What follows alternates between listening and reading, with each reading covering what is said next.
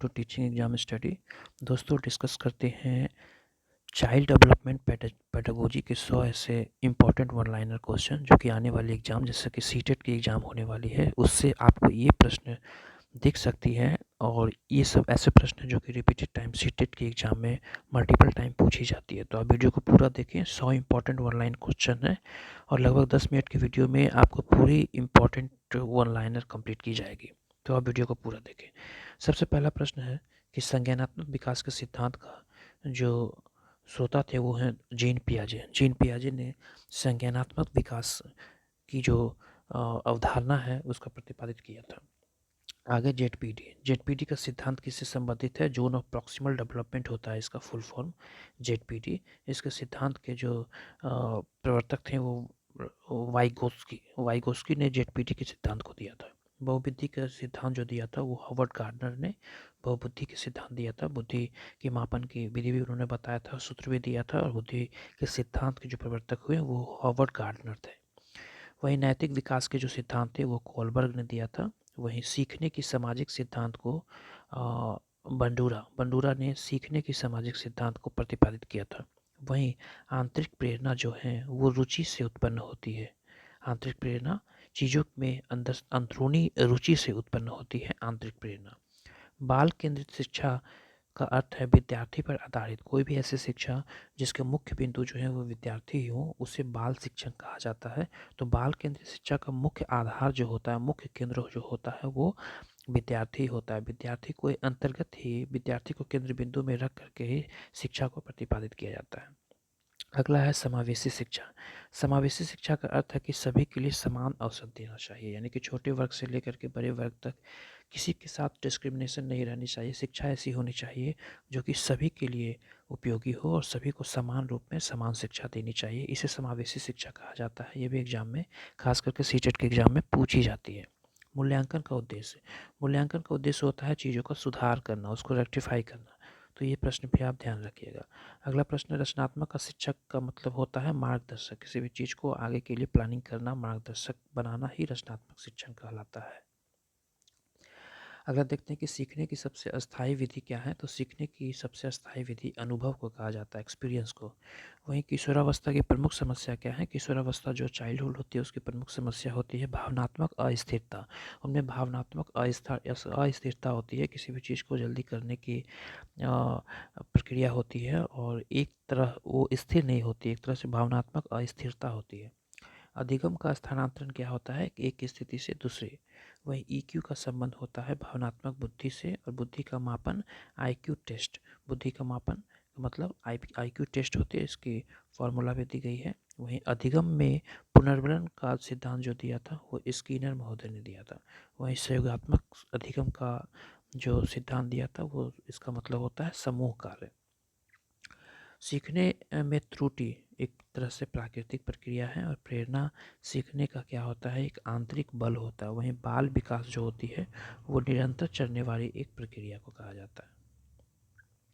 अगला प्रश्न है कि भाषा अर्जन का पहला कौशल क्या है? तो भाषा अर्जन का पहला कौशल होता है चीज़ों को सुनना। भाषा का उद्देश्य क्या होता है? भाषा का उद्देश्य संप्रेषण होता है। रचनात्मक लेखन का आधार क्या है? तो रचनात्मक लेखन का आधार मौलिकता को कहा जाता है। बाल साहित्य का उद्देश्य क्या है? मूल्य का विकास करना।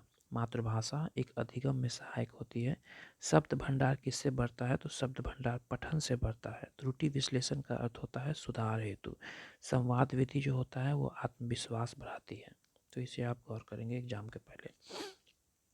नेक्स्ट प्रश्न है कि व्याकरण का उद्देश्य क्या है?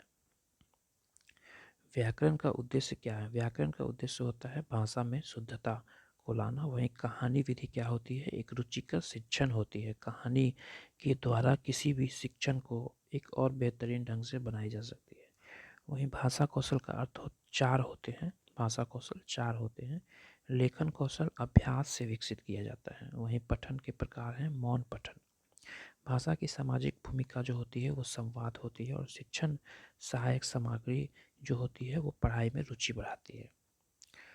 वहीं बाल त्रुटि का अर्थ होती है कि सीखने का संकेत, कि अगर कोई भी बच्चा सीख रहा है तो वो त्रुटि तो जरूर करेगा। तो एक तरह से बाल त्रुटि जो होती है वो सीखने का संकेत होता है। सुनने का कौशल होता है जन्मजात। किसी भी चीज़ों में सुनने की कौशल जन्मजात होती है, वही भाषा का अधिगम जो होती है वो एक प्राकृतिक प्रक्रिया है। आगे है कि फर्स्ट लैंग्वेज स्किल क्या है। तो फर्स्ट लैंग्वेज स्किल जो होती है वो लिसनिंग को कहा जाता है। वहीं कम्युनिकेटिव अप्रोच जो होती है वो कम्युनिकेशन से बनती है। ईरर इंडिकेट क्या करती है। तो ईरर इंडिकेट करती है किसी भी चीज़ों की प्रोग्रेस की। वहीं वोकेबुलरी बेस्ड डिवाइसेस होती है किस चीज़ की, पढ़ने की, रीडिंग की। टीचर्स का रोल क्या है। तो टीचर्स का रोल जो होती है वो एजुकेशन में फैसिलिटेटर की होती है। वहीं लैंग्वेज लर्निंग का अर्थ होता है। तो लैंग्वेज लर्निंग जो होती है वो एक नेचुरल प्रोसेस है। Grammar should be taught in content. Listening skill improve होती है इंट्रैक्शन से। और वहीं मदर लैंग्वेज जो हमारी है हेल्पफुल करती है किसी भी चीज़ को सीखने में, लर्निंग में। लैंग्वेज लर्निंग जो होती है वो मीनिंग बेस्ड होती है। अगला है कि गणित क्या है। तो गणित जो है वो एक तार्किक विषय है। गणित शिक्षण का मुख्य उद्देश्य होती है तर्क शक्ति का विकास करना। गणित में भय गलत विधि का परिणाम है। गतिविधि आधारित शिक्षण होती है अवधारणा स्पष्ट करने के लिए। गणितीय त्रुटि होती है सोच की कमी। और गणित में उदाहरण एक महत्वपूर्ण साधन है। समस्या समाधान क्या होता है। समस्या समाधान एक मुख्य कौशल होता है। और गणित क्या है, जीवन से जुड़ा हुआ एक विषय है। वहीं गणित शिक्षण है क्रमबद्ध होना चाहिए। और अभ्यास क्या होता है, सटीकता को बढ़ाता है। नेक्स्ट प्रश्न है कि विज्ञान क्या है। विज्ञान एक प्रयोगात्मक विषय है। वैज्ञानिक विधि का अर्थ होता है निरीक्षण से शुरू होता है। प्रयोगशाला होता है विज्ञान का हृदय। विज्ञान शिक्षण है क्रियात्मक होना चाहिए। वहीं जिज्ञासा होती है विज्ञान का आधार। विज्ञान में त्रुटि सीखने का अवसर देती है। पर्यावरण शिक्षा जागरूकता को बढ़ाती है। वहीं विज्ञान शिक्षण जो जीवन उपयोगी है। स्टेम जो बहुविषयक दूरदृष्टि होती है। विज्ञान शिक्षक अन्वेषण को प्रेरित करता है। अगला प्रश्न है ईवीएस क्या है। तो ईवीएस एक समेकित विषय है।